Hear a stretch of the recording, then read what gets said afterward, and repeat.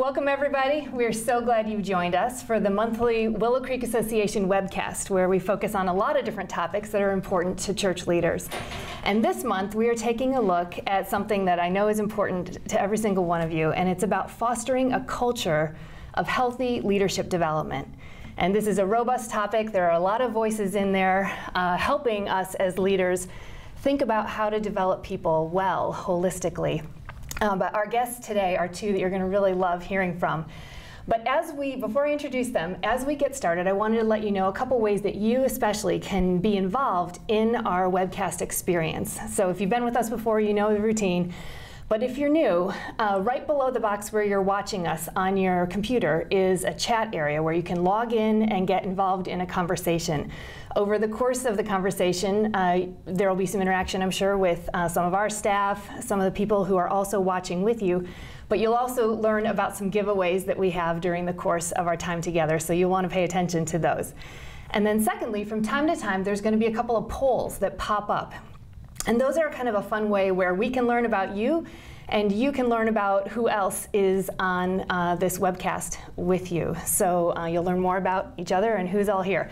And so to tell you more about who's all here with us, I first want to start off with one of our guests, Steve Saccone, who is a friend and a leader who's come in from California just last night, right? Yeah, San Francisco Bay Area. Awesome. It's about 75, no humidity. Yeah, we couldn't say that this morning here. But you were used to it for a while. You were on the staff when we first met in the Access Ministry at Willow Creek. And then spent 9 years at Mosaic, yep, 8 years. Ministry there 8 years, and developed a whole leadership development plan there called Protege.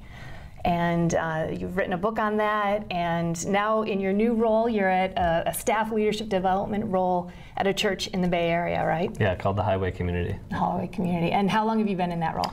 I've just been there about a year. So I spent about 8 years at Mosaic, and the last year I've spent up in Mountain View, California, in the Bay Area. Nice, and starting a whole new venture of recruiting new leaders, developing them, yeah, et cetera. That's right. Awesome. Well, we're glad you're here. And we're also joined by Jeanne Stevens. Hello. It's great to be here. I know. I love having you here. It's very fun. We've worked together, actually the three of us in the past. And Jeanne was also involved at Willow Creek many years ago, and then in our regional campuses, youth ministry, things like that. She's a leading voice in youth and other areas, but now has spent time at North Point, and now is leading a church here in Chicago, a church plant, Soul City Church, all about transformation. So tell us a little bit about Soul City, right in the middle of Chicago. Yeah, we're almost 2 years old, so we're a toddler church, as we like to tell people. So we're now in our crawling phase as a church, which is good.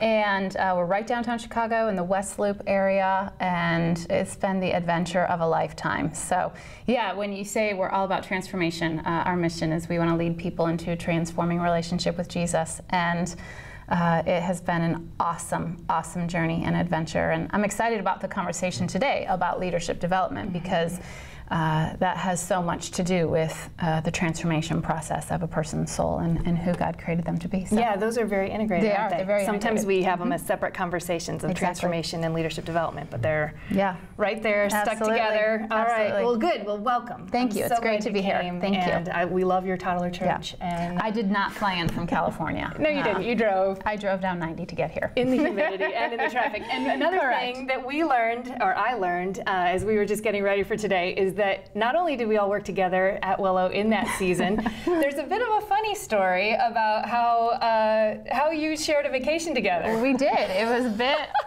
unplanned, and it's sort of silly. I don't know if you want to tell her or you want me to. 9.5 years ago or so, I got married. We were both here at Willow Creek, and we were going on our honeymoon, me and my wife, Sherry, and come to find out, Jeanne and Jarrett we were going on a vacation. Yeah, planned a vacation to the same exact location in, an hour south of Cancun, Mexico. I mean, what are the chances of going to the same exact resort? So Steve and I sort of honeymooned together. Sort of, in a weird way. So this should be a really interesting... But when we passed each other at the resort, we sort of looked the other way at times, pretending we didn't see each other. We had healthy expectations and boundaries, right? Yeah, that's right. I want to be with Sherry, not as much Jeanne and Jerry. Yeah, well, that makes sense. And we trust that about you, and I'm sure she probably felt the same way in her own right. But over the years, you've reconnected with the work you've done at Catalyst and the things you have been doing at Mosaic. No, it's an honor to share this with Steve. It's been really fun. Really fun. I really hold you both in very very high regard as leaders who have been developed very holistically, and you have so much to offer. And so I know you have joined us. You're looking forward to diving into this topic with us. I thought the most obvious place to start would be this. It seems to me that we all talk about leadership development. We know how important it is. We get very excited. We have conferences about it. But it seems that it's actually not happening as much or as frequently or as a normal course of experience, especially in the church, as we would like. Do you see that tension? How do you see that? Yeah, I mean, as statistics go, I think it's 93 to 95% of senior pastors in particular believe that leadership development is critical to their church, to their mission, to what they're doing. And yet only about 22 to 25% of them would say they're doing it in an above average way. So essentially 75+% are saying I'm doing it average to below average, and yet they feel like it's critically important. So I think there's two things you can draw from that, maybe more. One is that there's a real desire and value for it in some sense of it, but there's also an awareness of deficit in terms of really implementing leadership development. Yeah, absolutely. And I know we're going to get into some of the things that may be barriers and things like that, and helping those who have joined us today with maybe some real practical helps to close that gap, because that's painful when you're a senior leader and you're all fired up and convinced about the importance of something, and yet day to day, week to week, I'm really not sure that I'm doing this at any level of expertise.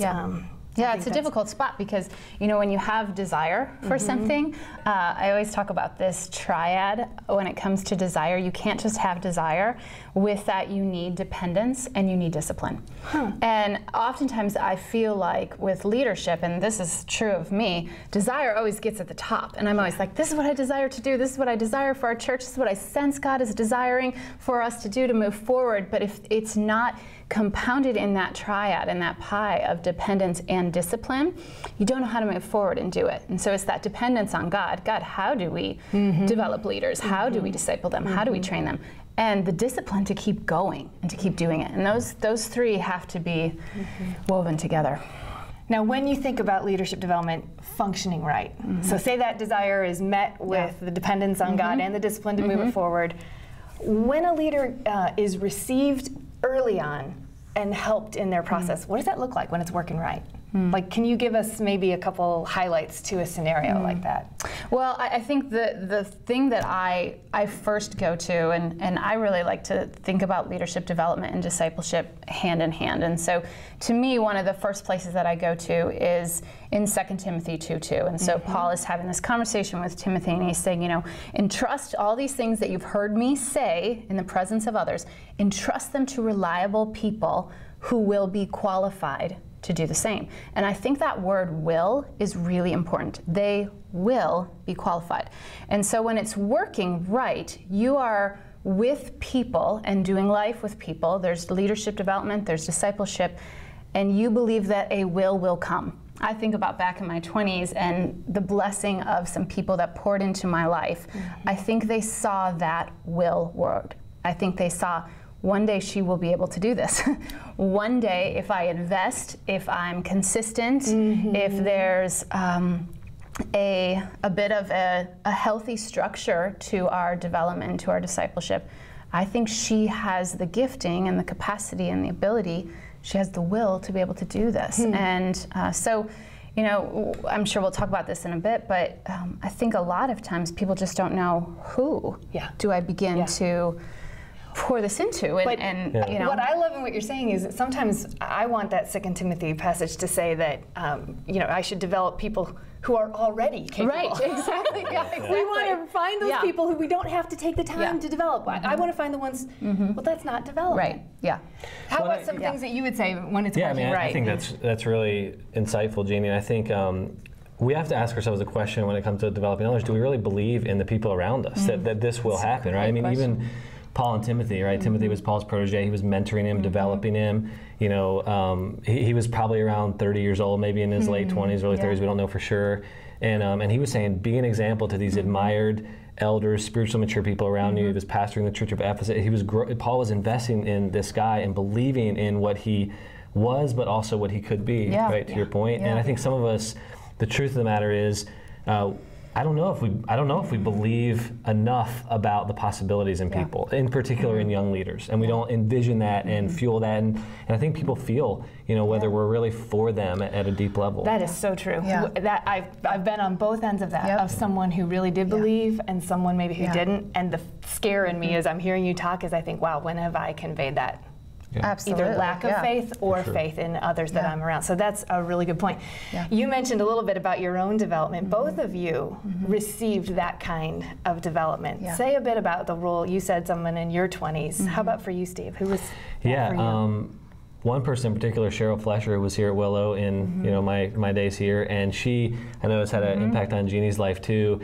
And when I think about how she impacted me, I mean, if someone was to ask me the question, who's had the greatest impact in your leadership development, she would be the person that I would choose. And it was a very holistic approach. It was a very relational approach. It was multidimensional. So it wasn't just about leadership skills, right? Teaching me how to communicate or build a team or cast vision, although those are incredibly important and part of the picture. It was probably more importantly was about character development and what was going on in my soul and emotional development even and the deeper kind of journey that sometimes we're fearful to go on or we don't know how to go on or we just need someone to sort of bring us along. So she cared for me, she asked me questions, she carved out time and space for me, she listened, she brought clarity, I mean all kinds of things like that. And so it was a deeply impacting relationship and I probably don't do it near as good as her, but that's what I try to do with others, right? You come alongside them, you care for them, you show them you're for them, you believe in them, you listen, you ask questions, but you approach it holistically and relationally. And I think that's what it comes down to at the core for me. Yeah, and I would ditto all of that. I mean, we would answer with the same person that has mentored and developed and discipled us, and I think when you can look at it from that holistic approach and it's not just a skill development, it really is the whole person, that I think that's the game change. You're making we're so often just like, I need this person to do this thing, I better teach them how to do it, and hopefully they're going to do it. And you don't take into account character, you don't take into account chemistry. How are they going to do that with another person? How are they going to lead that person? We don't take into account the culture around them and their story that they bring to the mix. And so that was the gift that Cheryl brought to my life. And that was a game-changing scenario in your life and in your ministry and in your leadership, which has been substantial. I mean, I would have to say, I think Cheryl did a really good job. But it begs the question of then what are we doing instead of that beautiful picture and calling it leadership development? And so, like one thought that I wonder, well, when we just disentangle all that other soul stuff, heart stuff, character stuff, culture stuff, and just focus on skills, is that one of the things that ends up getting substituted and called leadership development? What would you say are some sort of substitutes for authentic leadership development that are being called that even? I think, unfortunately, and we can do this in our church, so I'm not saying that our church has done this perfectly. I think oftentimes we can say we're doing leadership development when all we're really doing is volunteer care or volunteer skill transfer. I need you to do this thing. Will you give of your time and do it? I'll show you how to do it, and then go. And I think we think that that is leadership development, when in reality that's a volunteer pipeline. That's what that is. And that's the tension that senior pastors, lead pastors, or somebody that's overseeing, recruitment or volunteerism in their church. It's such an important thing. I am all about volunteers. We would not function as a church if it weren't for our volunteers. But I think if we think that that's leadership development, we are mistaken. That's not leadership development. And I think another piece of that is there's things that probably a lot of us do, and we see other people do in our churches that they pursue developing as a leader, right? They go to a conference, they listen to a podcast, they read a book, they follow an iconic leader to learn from them, and all those things can be really good things and really, even in my own life, really important to your leadership development process. That being said, I consider those things sort of secondary leadership development sort of processes, right? Because primary leadership development process is really getting into the deeper layers of conversation is relational. It's always relational. It can't be absent of it, you know. And it gets into what Jeannie's saying here.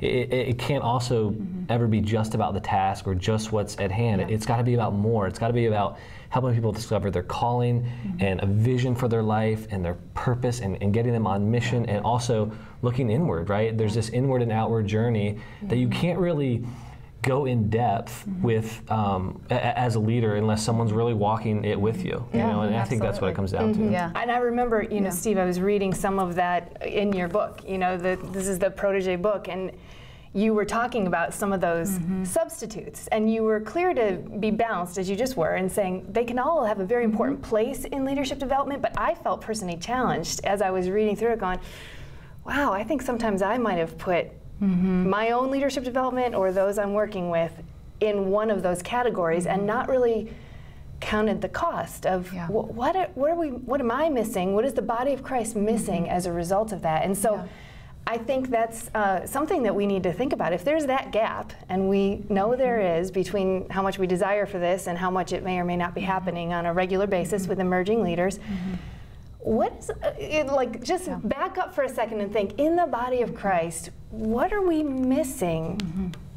You know, maybe the volunteer pipeline is doing one job, but what, like, let's do a cost analysis. What are we missing? I think the thing that first pops to my mind is we're called to build the kingdom, and so that happens through gospel work, right?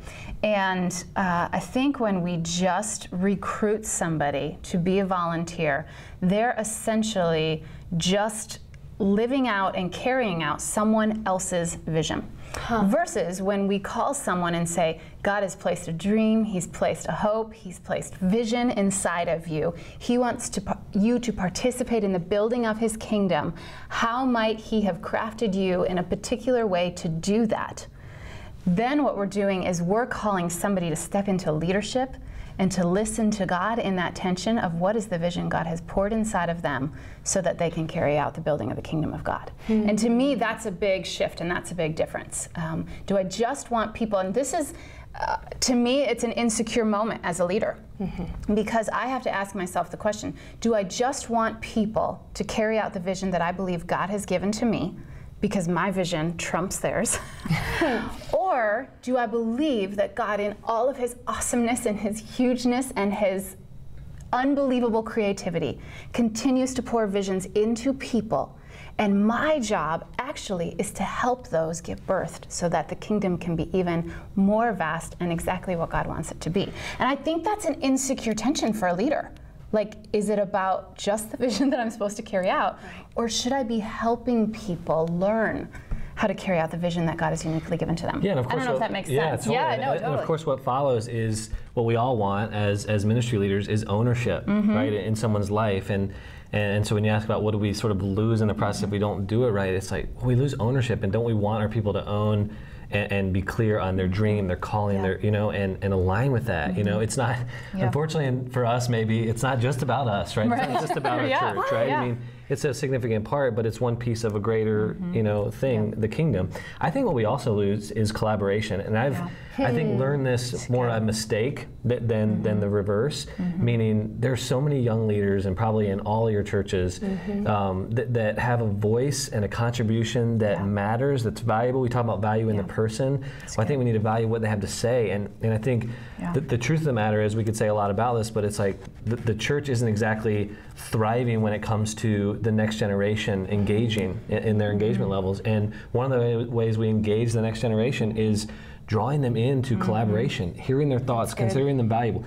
Yeah, maybe they're inexperienced. Yeah, maybe they say things that are naive or even critical at times, but I want their voice. I want to create spaces in the environments I'm leading where where their voice can breathe and they can feel like they're making a contribution. And if we do that, I think we create not just leadership development that comes through our life, but we start to create peer sort of leadership development that happens almost inevitably. And it creates a culture. It really does. Wherever you're working, it creates this culture. And one of our values under our leadership code is, we always say that doing less is doing more. And the whole idea of that is, look for someone that you can develop into leadership by giving away appropriate authority, versus looking for a follower by just giving them a task. And so I think oftentimes what we want is we want to, in leadership, one of the best ways that, people describe it is, are people following you? Right. And so, at the bottom line. That's to know if you're a leader, you've got to have some followers, But I think that the harder work is to say, how can I develop somebody into giving them appropriate authority? And that's how I help develop a leader. That's part of the discipleship process versus just saying, can you do this thing? Can you do it like this? And then check back in. Yeah. That's just checking boxes. Well, and I remember your language. I hope I don't, you don't mind me saying it. But Jeannie, when we were talking and planning out our conversation and stuff, you just said it so concisely. It's like, that's not leadership development. That's followership development or follower development. It's like, whoa, what a staggering thought. Yeah. We want to develop leaders, and if we don't, we're missing vision. We're missing collaboration. We're missing an entire generation's perspective, possibly, which puts us at great risk. And I'm so grateful that leaders let me stumble around in my 20s and still in my 30s. So we're still learning that. Yeah, I'm glad stumbling is still part of it. I'm still very much stumbling around, but I am so grateful that people didn't just keep handing me tasks and saying, could you do this thing? Could you get this done? But they said, could you dream about this? Oh, I love that. Could you birth something? And can you go and can you be quiet and can you listen to God and can you see what He's telling you to do and then can you lead it? I mean, like, to me, I'm like, I would much rather do that than check a box each day. And you might have gotten turned off to being involved in the church because your gifting is meant to lead. Absolutely. And so we're missing a whole series of spiritual gifts. All right. The truth is, though, that it's hard. It is. It is so hard in the, when you were talking about there's my vision and there's whatever your vision might be, but I got to make sure my vision gets done. Well, I'm getting paid to make my vision happen, and the whole church is counting on it, and the elders approved it, and now I've got to execute against that vision. What are some of the pressures that might explain that gap? Like, what are the barriers to leadership development as we're describing it? Holistic, not just followership. What keeps that from happening? Well, of course, there's the issue we all face of I don't have time, but there's also issues of, and I've seen this over and over and felt this in my own life, of we don't exactly know what to do, or we don't know who we should develop or invest in and who we shouldn't, right? So there's those kinds of conversations, which there's lots of sort of layers to it. But I think there's two things I would say. That one is around the time issue. The truth of the matter is, if we're saying 95% of senior pastors, right, say it's critical, but 25%-ish say they're not really doing it well, to me I go, we have to reorient. We have to be willing to reorient our life, right, our week.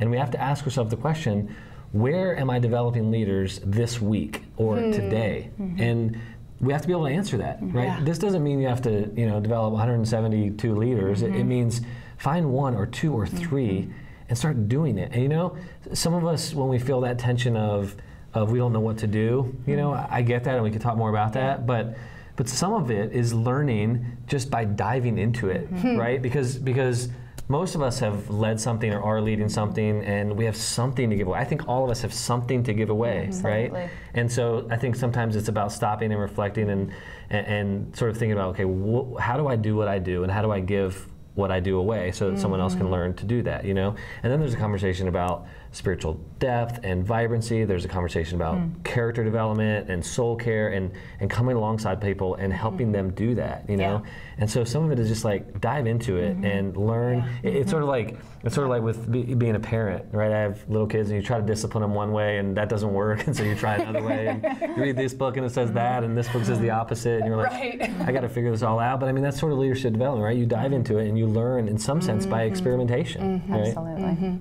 Absolutely. Well, I'm thinking of your 3 Ds, right? There's the desire, and then the part of the diving in, maybe that's another D, but there's the discipline to just resolve, I'm going to keep figuring this out. I'm going to keep choosing to build into the leaders that God has put in front of me. So I had a great moment yesterday. There's a girl on our staff. She's just phenomenal. Great, awesome leader. And our church is in a city. We got tagged this weekend with some graffiti, and so we were trying to figure out how are we going to replace it. And so we needed these pots, blah, blah, blah. It's a long story, but she was like, okay, I got to send this guy. He's got to go do this and get it done. Comes back and brought some pots back, and they were not the best replacement for the situation. And we had a great conversation yesterday because she had a moment where she said, I'm just going to go get the pots myself. And we sat in my office and I said, really? You think that's the best solution? Like, who else in our community or in our body would love to do that? Would love to maybe do that with you? Would love to have the opportunity to use this skill or this gift, because to you, this is just a checking the box. This is just, I gotta get this thing off my list of to-dos. I gotta, you know, keep moving. And it was such a silly thing. It was, you know, finding a pot for a plant to cover up the graffiti, right? It was such a silly thing, but it turned into an awesome leadership development conversation. Because she was like, you know what? I was just trying to get the job done fast. I wasn't thinking about it in a, this is an opportunity to develop somebody. And we always sort of ask the question, what am I doing right now? And if this thing that I'm doing right now, I could be doing with someone else, maybe I should. Maybe I should let them see what it is that's happening so that they can grow. So expand it beyond that. It's a great story with current, but the replacing of a pot, all right, that works. But what are some other maybe more significant roles in your church where you're holding those two questions in tension? How is that being played out in the rest of what you do? Yeah, absolutely. Because those are huge questions. Can you say them again? What am I doing right now? And could I be doing this with someone else? Okay, so some self-awareness. Yeah. Yeah. And who else? Yeah. Absolutely. So, you know, could another person be involved in this process? You know, would it take me a lot longer? And so I'm not speaking from experience that I do this every week, but so teaching, that's one of the things that I'm supposed to do as part of my job description. And it would take me a lot longer to take a young, developing communicator in our body and say, okay, this week we're going to get together, we're going to spend some time working out this outline, we're going to spend some time working out how this message is going to go. I'm going to write a little part of it, you're going to write a little part of it. Then we're going to get together again and we're going to talk about this message and how we're going to do it. Then, you know, I'm going to deliver it this time, and what I want you to do is I want you to take some notes and I want you to give me some feedback after the 9 o'clock service. I mean, it's way more cumbersome. It'd be way easier for me to just sit down, pound out the outline, do the talk on Sunday, go home, and not involve anyone. But there may be a handful of young communicators in our body that need to develop that skill. And if I don't invite them into the process, I'm essentially just saying, just watch me, and hopefully you'll get some things out of it. And it's not that day-to-day get involved. I mean, Cheryl, the lady that we talked about, I remember her very clearly saying to me, I was probably 24 years old, and she said, you go grocery shopping every week, don't you? And I was like, yeah, I do. She goes, there's probably a young girl in our church that would just love to go grocery shopping with you. Just push the cart up and down the aisles and have a conversation with her. And she probably didn't have a mom, and she probably doesn't know, you know, this art of, you know, getting groceries for your house. So just invite somebody to take grocery shopping with you. I was like, that's discipleship? She's like, it is. It's inviting someone into your life and starting to share it with them. But leaders, pushing back, are going, well, you got to be kidding. Exactly. That's what I thought. Right. How on earth do I make time for that? Or who would I, how do you know which one has teaching ability or could assume responsibility for volunteer recruitment or whatever other leadership development paths you have? Well, it's how do you know who? Yeah, well, it's interesting to that, and related to what you said, is one of the most significant mentors in my life. I don't think I ever met with him like one-on-one, say over coffee or lunch. I mean, I've been with him in small groups. The two primary things I did with him is he invited me to his home, and so it was very informal, but it was very intentional. I played basketball with him, and other people, you know, at times, and barbecued and all kinds of things like that. And the second one was he traveled, and he would invite me to travel with him, right? All of us are doing various things in our life that we can select people to bring with us, you know? And you know what? I think this idea about you have to establish a mentor-protege relationship right away, I don't think that's typically the best way to go, right? Like, meaning, like, you don't have to say, I want to be your mentor. No, invite people into different spaces of your life and let it evolve and pay attention. There are people around you, like you said, there are people around you almost certainly, that would love and be honored to spend time with you. And find those people, and it's not like you're going to be 100%, right? Hit the target every time, that those are going to be the right people, you know? And as you spend time with them, you know, if there's someone that wants more from you or wants something more intentionally, lean into it, you know, ask them questions, read that, and then you can move it to sort of a different kind of relationship. Because I think a lot of us, myself included, sometimes are intimidated by what leadership development means or the implications of it for my life, right? And certainly there's like layers of conversation, but it starts really by just bringing people with you, right? And having conversations and being in a relationship, and then in that sort of informal context, we can't forget about being intentional, right? Because it's not just about hanging out, although that's part of it. It's about also being intentional about certain conversations and things like that. Yeah. I know you bring a lot of intentionality to the design of the Protege program. Can you outline that for us a little bit, so maybe church leaders have an idea of what you've developed at Mosaic and in other settings? And I know you've worked with churches all over the place, helping them replicate, maybe not the exact same thing, but a version. So what are the key elements, and how does that work? Yeah, well, first off, I never think a program is the answer to leadership development. All right, so maybe I should use that one. Out of the way. Sorry. No. The vision for Protege. But that being said, we did start the Protege program and laid out core areas that I believed, were key, right, for leadership development. And some of those include character formation development. So we asked lots of questions about how do we develop this in a young leader? How does this form? We talked about spiritual health and vibrancy, right? What does that look like? Soul care kinds of conversations. Then you move into the conversation about relational leadership or relational wholeness in someone's life, and walking them through that.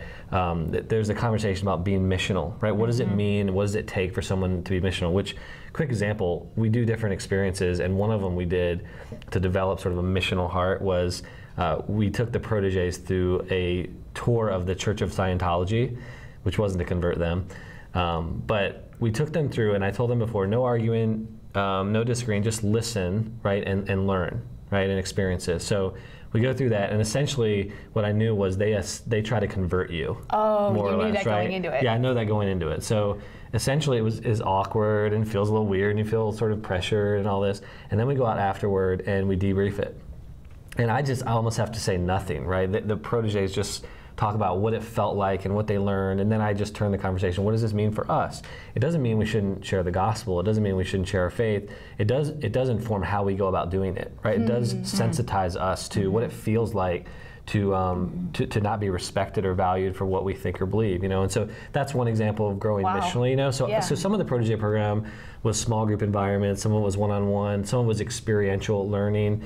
I mean, there's this idea in, I've read a lot about sort of the brain and how it works in terms of change and formation, and when we experience something novel, right, the brain tends to be lazy, and sort of take the path of least resistance. When we experience something novel or different, it starts to jolt our brain and shift our paradigm and opens us up to something different, to something that needs to change in us. And so the Scientology tour essentially is that, right? It's a novel experience. And there's other sort of novel experiences we created.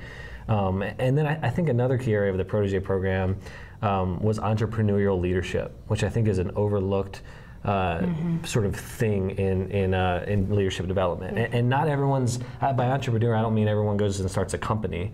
I mean the essence of an entrepreneur is, you know, risk taker, self-initiative, high drive. They have a vision for something, to change something, to serve somebody who's not being served, to meet a need, right? And so I think the essence of an entrepreneur, we need to foster that in the leaders around us. So the Protege program was a structured way that we developed young leaders. It was a 2-year process. But I say to people, there's not always, right, you may not start a Protege program or have been through one, right? But the essence of it is, I think, what we ought to take into our churches. And I think the core of it isn't to say, take all the things I just said. The core of it is to say, what's your map, right? Be clear on what it is that you're trying to develop in the people around you. And then think through what processes, relationships, conversations, experiences could help foster that in someone. We can't force growth, but we can cultivate environments that sort of promote growth, you know, or give people opportunity to grow. Yeah, and in the environments I've been in, as I hear you talk about the places where I've been leading or been led, a lot of times, though leadership development is sort of in the air, there isn't really maybe a 2-hour meeting to say, all right, we're going to focus on this in this month, and then the next month this thing, and then the next month this thing, and in order to do that, here's the book we're reading or the experience we're going to go do together, Is it take a lot of time to develop that kind of stuff? Yeah, it does. But I think it's so important that we ought to take the time necessary. And I think here's the thing about it. I think the idea that I think some of us take all the pressure of leadership development, say in our church. I mean, if we're a senior pastor or we're a staff person, I think we carry so heavy of a burden. And I think what I've learned along the way is what I'm going for is trying to create a culture of leadership development, right? I can do leadership development with a few people, right, relatively speaking. I can't do it with everybody, but do it well with a few people, right? And let that start to pervade your culture. And I think that's what churches need, right? Not the... That feels more realistic to me. Yeah. That feels like, this afternoon I could sit down and think through my team and the others I work with more on a more frequent basis and go, all right, what would bringing a little bit more intentionality look like in this? I mean, there are certain things we're already doing, but I feel like what I'm hearing is, yes, dream big, but don't let the big dream keep you from doing whatever's right next. And I like how your two questions pervade an entire culture, because those two questions, what am I doing right now, and who else could be doing this with me? It doesn't matter if you're working in a children's ministry or a worship leader or somebody in an accounting role. That's beautiful. Yeah. So any other thoughts on the how someone would actually go about it? We've talked a little bit about that. Oh, actually about the time. Yeah. You suggested we need to radically rearrange our schedule. Is that the only path? Is there incrementalism? Or do we really need to have a come to Jesus moment on this topic and say, Jesus, the D of dependence, I know I can't keep going without developing the next leaders. Yeah, I mean, we all face the dilemma of time. I understand that. But I think the reality is we don't have to radically reorient our life, but I do think we need to not necessarily add more, because my wife always asks me when I'm wanting to take on a new project or I'm asked to do something else, and I'm sort of dialoguing with her about it. She's like, okay, you can take that on, but what are you going to take off your plate, right? And we all face we all face that dilemma, right, in different seasons of our life. And so this isn't about guilt. This isn't about trying to add more to your plate. This is about rethinking and reframing what you're doing, right? To Jeanne's point, it's like bringing people with you in what you're already doing. That doesn't add more time, generally speaking, to your plate. It adds intentionality. It adds intentionality. And then looking at your life and going, what are the things that you can take off your plate that you can replace with essentially more important things, right? In this case, leadership development. And whether that's one person for you, start there, or whether it's 3 or 5, or whether it's start a little small group of young leaders you want to invest in, in your church, and do it at 7 a.m., right? If that's the only time that works. But you make it happen, and I think it will change, especially in the future, but even the present, it will change the culture of your church and help you start to build a leadership development culture. Yeah. And I think, that word intentionality, I think it's important to communicate that early on in a relationship, so it's not just, hey. So make it clear. I think so. I think it's helpful to the person. I think it's helpful to you, so that there's clear communication and there's clear expectation. Going back to that passage in 2 Timothy, Paul said, entrust to reliable people. And there is nothing like sitting across from a person and saying to them, I see something in you. Oh yeah, that's powerful. I see the hand of God. I see gifts inside of you. I see your story has led up until this point, and I don't know if this is something that you're looking for, but I would love to be a part of walking with you to explore what God might be doing. The different people that have said that to me over the years, I mean, they have been so instrumental. And it's been fun to watch the different people that I've been able to say that to, how God has woven our stories, and to see what they're doing, and how they're building the kingdom in a small little way. I feel like I'm a part of that. And so it's such a beautiful picture to me to lace in that intentionality. Yeah. That makes me think of, too, Barnabas in the scriptures mentored the Apostle Paul, right? He was one of his mentors, and I always have wondered, what did Barnabas do with Paul? We all know Barnabas means son of encouragement. But the idea of encouragement is to infuse courage or to strengthen the heart, right? And that gets to, I think, what you're saying. It's like, how can we strengthen the heart of people? How can we infuse courage in them? Because leadership development, I hope you didn't take this away, isn't about telling people what they did wrong so they can do it right, right? Yeah. which hasn't been what we're saying, right? Yeah. But I think sometimes people think when you want to help people grow, it's all about what's not working, confronting right? Or confronting, you know. Yeah. And there's certainly times to be candid and confront. But there's such a bigger picture of what helping others grow is about. Calling out their gifting. And Absolutely. Yeah, for sure.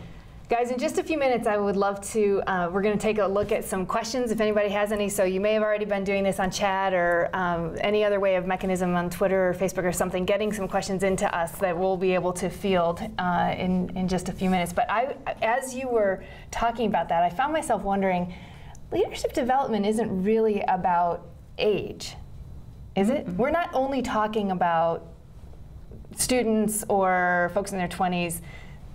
There's never a ceiling for what, I mean, we all need development. Absolutely.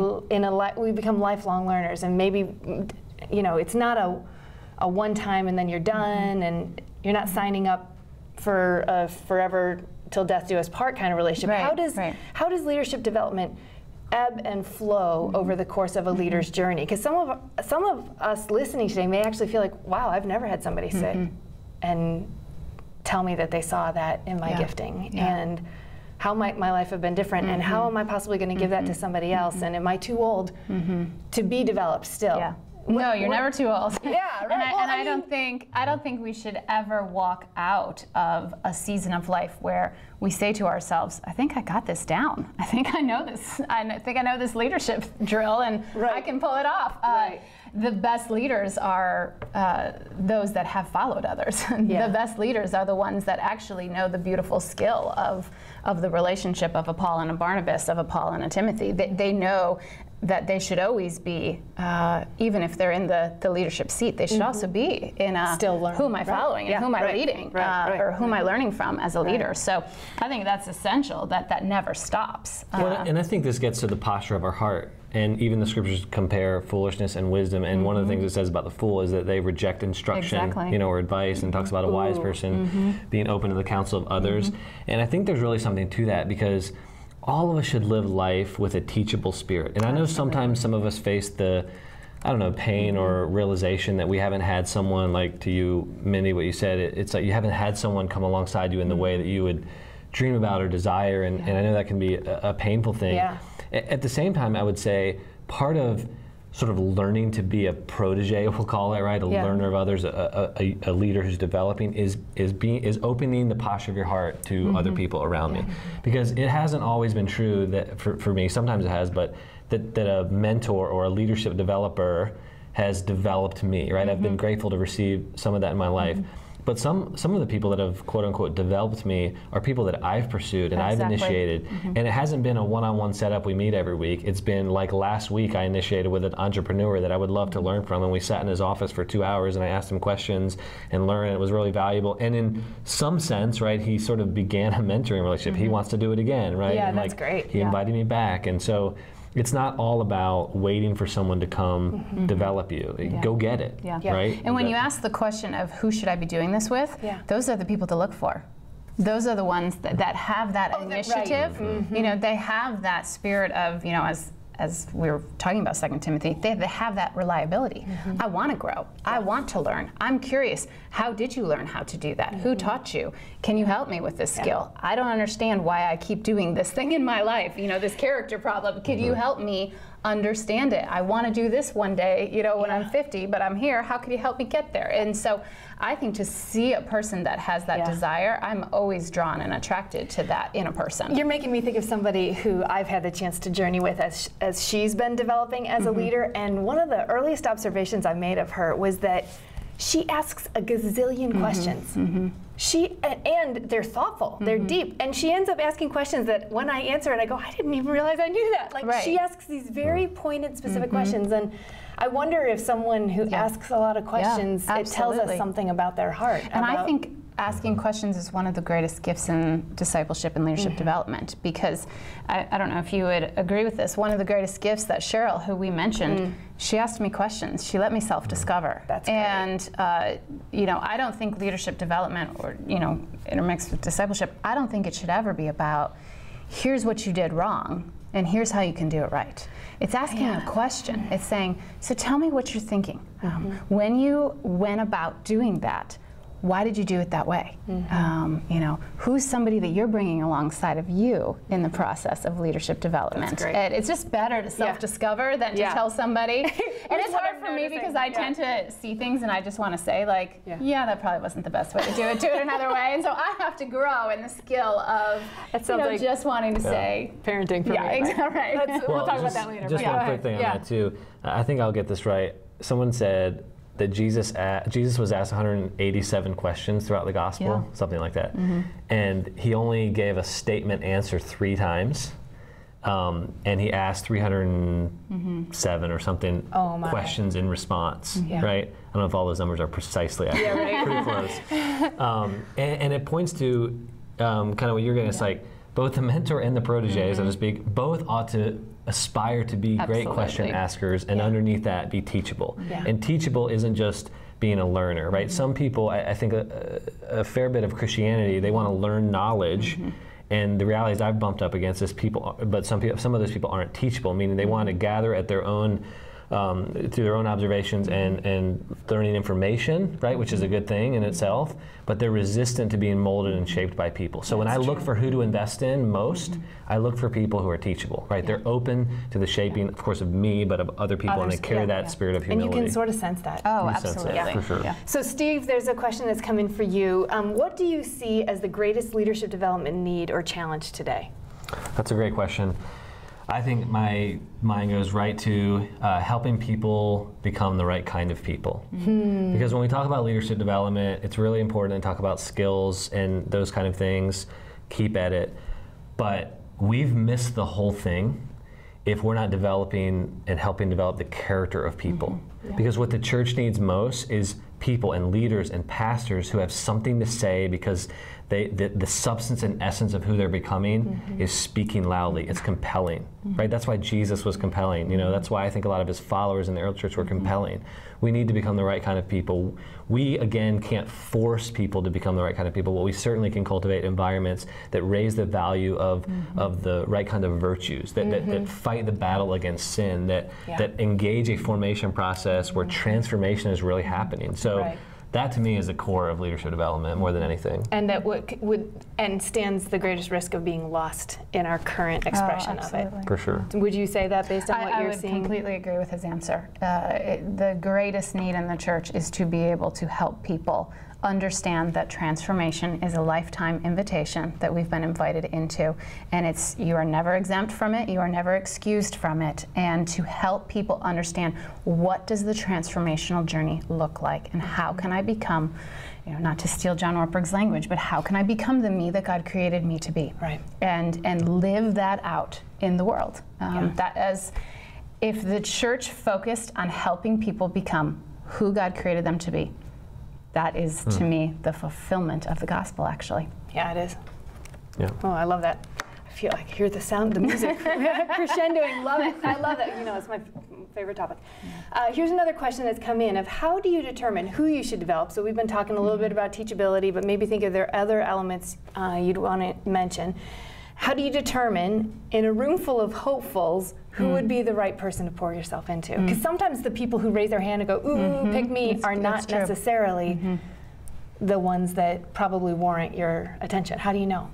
It's a great question, and I think that's hard because I think a few moments ago I said, you know, I looked for the person that, you know, was eager for it, and sometimes eagerness isn't always a good thing because their eagerness is it gives way to some deeper issues maybe that are going on beneath the surface. Exactly. And so I think you need to look at the holistic person, and you need to be able to discern and determine, is there already some character in play that, you know, we can continue to grow? Is there already some chemistry? I like the person and I like being around them. That to me is actually a pretty important thing. It may sound silly, but you're not going to be able to walk with a person and develop that person and do discipleship with that person if you don't enjoy that person. And so chemistry is actually pretty key to an important relationship like that. And do they have the competencies that you already see inside of them that can be compounded, that can grow, that can advance? And so if those things aren't at play, you may have the hard conversation to say, I'm not sure I'm the best person to develop you. Oh, that's a good way of saying it. But I would love to introduce you to a few others. And I have had that conversation. That's been one of the harder things as in this new role, is having to learn to say no. Yeah. I can't, as a lead pastor, do that for every person in our church that shoots me an email or finds me after the service and says, can I go to coffee with you? You know, I have to learn and to discern who's the right person. One other quick thing too, you know, first of all, if you have pools of leaders that are, you know, wanting your time, lucky you. But but I think there's sometimes different layers of like investment too, right? So sometimes it is no, but sometimes it's, well, I can meet with this person once a month, or it's you're able to pull 5 people into, say, a small group of people that you meet with regularly, or So there's different layers of kind of relational investment, and so I think some of it is thinking through that, you know. There's a great question here. Do you have any words of caution? Anything you learned the hard way that would be helpful to know? So, cue the bloopers reel. Do you have anything for us? That's a good question. You know, I would say this, top of the mind. I actually look for gratitude in people more than I ever, and I never thought, I never thought gratitude was a bad thing, but I've invested in people that, looking in the rearview mirror, in essence were ungrateful people, and I could go into stories about how that sort of backfires on you, and because in some sense what the opposite of gratitude becomes is sort of a consumption, entitlement, greed, right, of sorts. And it's not that those people aren't valuable, it's just that you want your investment to matter, all of us do, right? You want your investment to have a disproportionate effect and impact in the world even, you know, and on this person's life. And I've just learned more times than one, when the ingratitude is there, your investment is just doesn't go where you want it to go. I would completely agree with that. And I've had that same situation with people. And I think, you know, the learning for me in that is I probably started the relationship and I saw something in them and they weren't seeing that in themselves. And so at times, I probably said, no, it is in here. It is inside of you. You do have this. And they didn't have that desire. And therefore, my investment, you know, in the business world, they talk about a return on investment. Because their desire was never there to be invested in, the return on that investment did not yield fruit. And therefore, they didn't walk away from the relationship with that gratitude. And it ended up being a backfire on me, going, oh my gosh, I just gave 2 years of my life to this person, and I poured into them, and I developed them, and I gave time and energy and invited them into my life, and they just said, see ya, thanks. And that's painful for a leader. And yeah, I just walked through a scenario of that, and that's very hard. How much time do you guys dedicate to those you're mentoring? This person says, I'm considering once a month for 2 hours with a group of 5 to 10, and then an individual meeting with each of those people, so there's one-on-one time. Does that sound reasonable? Is that good? I think it depends. My quick answer would be, I think it depends on your role. And so if your role within your church context or whatever your nonprofit context, whatever you're working in, if your role frees you up to do that, that's awesome. I think that's great.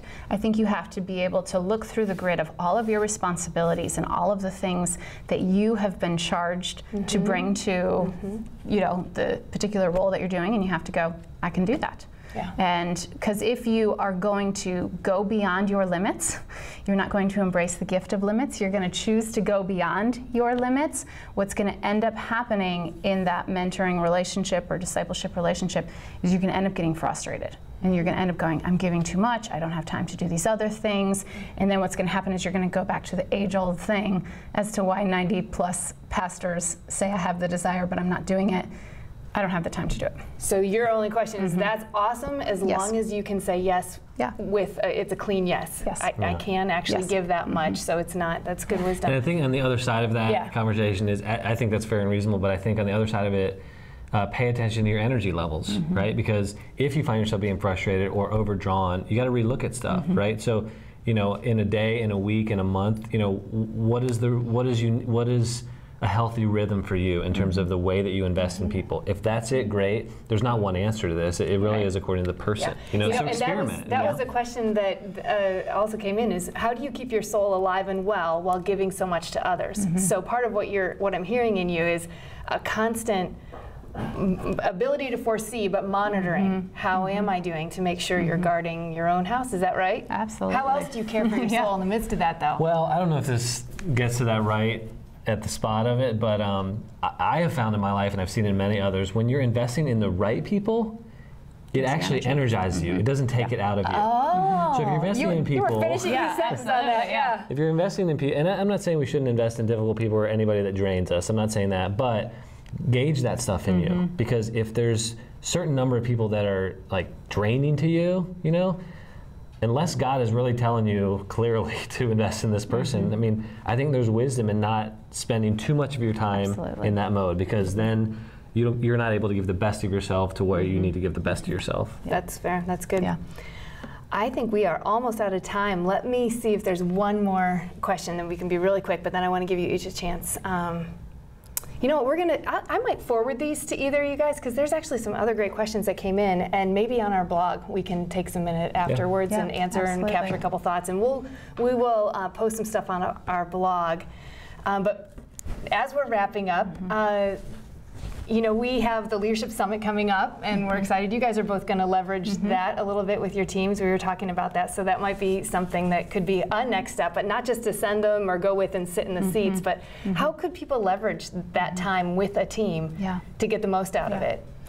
I'm excited. I mean, we brought a team last year. We've been coming for many, many years, but we brought a team from our church last year. And one in particular, a girl, Nicole, she's just a phenomenal leader in our church. And she had some life change situations happen with her job, and so it freed her up to be able to come.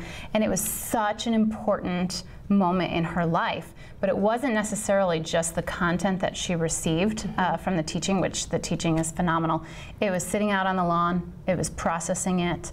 It was a couple weeks later going to coffee and saying, this is still ringing in my head. What is this? And I've watched her whole journey over the last 12 months shift, and her now asking, you know, the ever important question, God, are you asking me to do this with my life? And you know, I mean, she's had a shift into thinking, I think you might be calling me into ministry. And that really began at the summit for her a year ago, which is really cool and powerful. And so you were able to catch her in that journey relationally. I'm all about it, I think. And to me, it's like anytime you can get around great leaders and hear their wisdom and dialogue about it, right? It's not just about the conference, and the Leadership Summit is amazing, but our plan is to like draw from the content you hear, right? Like make it personal. What are the implications? What are the applications? And for me, it's like developing leaders. Anytime you have a communal learning experience that you can help foster. So great. I mean, all kinds of great stuff comes from that. Yeah. And for those of you who may know, the webcast that we're doing next month is after the summit, and so Bill Hybels will be interviewing him and saying, you know, he's planning the whole thing, hosting the party, and we'll be having like, what messed with your head? That'll be the conversation if you want to join us in August, of what in hindsight really messed with his head and sort of rang his bell, as he probably would say, at this year's summit. But we just have a few minutes left, but if you guys could just give a quick kind of a final word or a final challenge to those of you who've joined us today. I would just encourage and applaud that you're wrestling with this, because what that means is you are living in the ever-present tension that leaders live in, where they feel like this, they're stretched. You know, I have to pull back, and I have to, you know, bring others along with me, and I have to charge forward with a vision. And this is a very normal posture of a leader. And for you to sit in the middle and to wrestle and say, I want my impact and my contribution to the building of the kingdom to be about making disciples and seeing leaders live out the visions that God has placed inside of them, you are doing the right thing. So my last word would just be to encourage you and to keep going and to ask more questions and to keep wrestling. Gain encouragement. How about for you, Steve? Yeah, that's good. And I would say, I know to some maybe this conversation feels overwhelming, you know, and you hear all these ideas and you want to go implement a bunch of things, you know, and I feel that at times too. But I would just say, start where you're at and ask yourself, what's the next step for me? And how do I take leadership development in my life and in my church or ministry to the next level? And it might start with one relationship, right? It might start with one meeting a month, you know, and that's where you can start. So be okay with that, you know, and then I'm always asking the question, how do I take this person, how do I help this person get to the next level, right? Wherever they are, you know, whatever arena you're talking about, how do I push them? What can I do? What question can I ask, right? Because the questions we ask drive values in people. What question can I ask to help motivate this person to grow in their leadership or to care about growing in their leadership? So that's what I'd say. It's a good word. It's a good word. It's one I'm taking to heart, and I hope you all will as well. Thanks so much for joining us, both of you. Thank you. Some of the things that you heard talked about today from these guys' ministry will be links on our webpage, and will also be included in the blog so you can find out more.